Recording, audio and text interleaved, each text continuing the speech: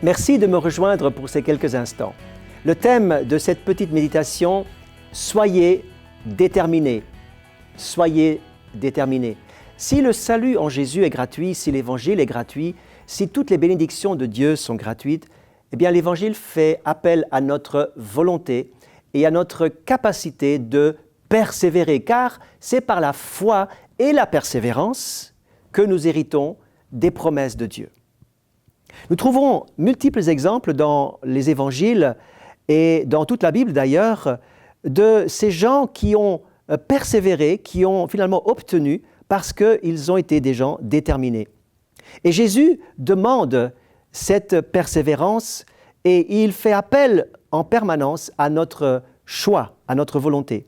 Par exemple, lorsque Jésus va aller à la piscine de Bethesda, il va rencontrer un homme malade depuis 38 ans et il va lui poser cette question incroyable, « Veux-tu être guéri ?» Bien évidemment qu'il voulait être guéri, sinon il ne serait pas là. Mais Jésus lui pose cette question pour réveiller sa volonté et le mettre en mouvement. À Bartimée, Jésus va dire, « Que veux-tu que je te fasse ?» Bartimée était aveugle, c'était évident qu'il avait besoin de voir. Mais Jésus lui pose néanmoins la question pour qu'il puisse se définir, se déterminer et se positionner dans sa prière, dans son choix et sa demande. À une autre reprise, nous voyons que ce sont les 4 amis du paralytique qui vont mettre tout en mouvement, qui vont impliquer leur volonté fortement, d'une manière complètement déterminée, pour amener cet homme aux pieds de Jésus. Et Jésus va dire, à cause de la foi de ces 4 amis, l'homme sera guéri. Voyez-vous, nous ne sommes pas des pauvres victimes, nous ne sommes pas des gens ballottés par-ci, par-là, mais nous avons tous, tout de même et tout du moins, j'allais dire, eh bien, un résidu de volonté. Même les plus faibles ont une volonté. Même l'homme qui était possédé d'une légion de démons, il est venu vers Jésus. Il est venu vers Jésus pour que Jésus fasse quelque chose pour lui. Sa volonté fonctionnait encore. Nous voyons encore dans Luc chapitre 18, cette femme, cette veuve qui était bien sûr la personne la plus pauvre dans la société de l'époque, eh bien cette veuve va devoir se défendre toute seule contre une partie adverse et elle va frapper à la porte du juge sans cesse, avec détermination et persévérance pour dire « Fais-moi justice ». Et Jésus va prendre cet exemple pour dire « Si vous priez et si vous criez à Dieu, avec une telle persévérance, avec une telle insistance, vous recevrez aussi une réponse. » Je voudrais voir, pour terminer avec vous, un texte de l'Évangile de Matthieu, chapitre 15, où nous avons un exemple de détermination et de persévérance tout à fait incroyable. Et j'espère que ce texte va vous inspirer et je voudrais juste vous en lire un extrait. Jésus donc est dans le territoire de Tyr et de Sidon. Une femme cananéenne vient de ces contrées et lui dit « Aie pitié de moi, Seigneur, car ma fille est cruellement tourmentée par le démon. » Il ne lui répondit pas un mot. Ses disciples s'approchèrent et lui dirent avec instance « Renvoie-la, car elle crie derrière nous. » Il répondit « Je n'ai été envoyé qu'aux brebis perdues de la maison d'Israël. » Mais elle vint se prosterner devant lui en disant « Seigneur, secours-moi !» Il répondit « Il n'est pas bien de prendre le pain des enfants et de le jeter aux petits chiens. » « Oui, Seigneur, dit-elle, mais les petits chiens mangent les miettes qui tombent de la table de leur maître. » Alors Jésus dit « Femme, ta foi est grande, qu'il te soit fait comme tu veux. » Et à l'heure même, sa fille fut guérie. Imaginez-vous cette situation. Jésus est dans un pays étranger, il est hors des frontières d'Israël. Avec ses disciples, il croise le chemin de cette femme qui vient demander le secours pour sa maison. Sa fille est tourmentée à la maison.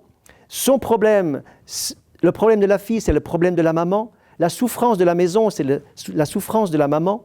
Elle vient donc demander secours car elle a discerné elle-même que le problème est d'ordre spirituel et que Jésus peut faire quelque chose. Premièrement, il nous est dit que Jésus ne lui répondit pas un mot. Cela nous semble étrange. Jésus a toujours eu de la compassion, de l'affection et du temps pour tout un chacun, mais là, il ne répond pas un mot. Dieu a son école pour chacun de nous. Ne vous découragez pas lorsque Dieu ne répond pas tout de suite à votre demande. Ensuite, il nous est dit, deuxièmement, que ses disciples font à cette femme un très mauvais accueil. Ils veulent la renvoyer. Ne vous attardez pas non plus à l'accueil que peut-être vous n'avez pas reçu. Passez au-delà de ces choses. Ne vous laissez pas arrêter. Allez droit au but, soyez déterminés.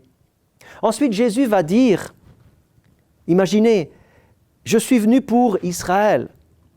Le temps des nations n'est pas encore là. Donc cette femme aurait pu dire, eh bien j'ai tout essayé, d'abord Jésus ne me parle pas, je suis très mal accueilli par les disciples et maintenant j'ai compris, cette réponse n'est pas pour moi, je rentre à la maison, il n'y a pas de solution. Cette femme s'accroche et ce qu'elle va faire, je voudrais que vous puissiez véritablement vous laisser inspirer par sa démarche car avant elle criait « Seigneur, viens à mon secours ». Maintenant, elle vient devant Jésus et elle se prosterne devant lui et dit « Seigneur, secours-moi ». Je ne peux plus avancer, il faut que tu fasses quelque chose. Je suis déterminé à rester là jusqu'à ce que quelque chose se passe. Et ensuite, la dernière parole, c'est là, la clé. Jésus va dire, il n'est pas bon de prendre le pain des enfants pour le jeter aux petits chiens. Au lieu de s'offusquer, de dire quand même, c'est un peu fort de dire des choses pareilles, elle va dire, oui Seigneur. Elle dit, d'accord Seigneur, ce que tu dis, je suis d'accord. Pouvez-vous imaginer cette femme qui est d'accord avec ce qu'elle vient de vivre? Elle dit, oui Seigneur, je ne m'oppose à rien de ce que tu dis, mais simplement les miettes, ton superflu me suffira pour ma guérison, pour la solution dans ma maison, la délivrance démoniaque. Rien qu'une petite miette de ta puissance, de ton autorité et de ta table remplie de bénédictions, rien qu'une miette me suffira pour que mon problème soit résolu. Et là, Jésus va dire, « Femme, ta foi est grande, c'est extraordinaire. » Et la solution était là, la fille était guérie à la maison à l'heure même. Je voudrais simplement terminer en disant, mes amis, soyez déterminés, soyez persévérants. Et vous allez recevoir, lorsque votre foi sera en action, même testée, même éprouvée, jusqu'au bout, elle tiendra parce que Dieu vous donnera de tenir jusqu'au bout et vous obtiendrez de la même manière une grande bénédiction. Ne lâchez pas, soyez déterminés.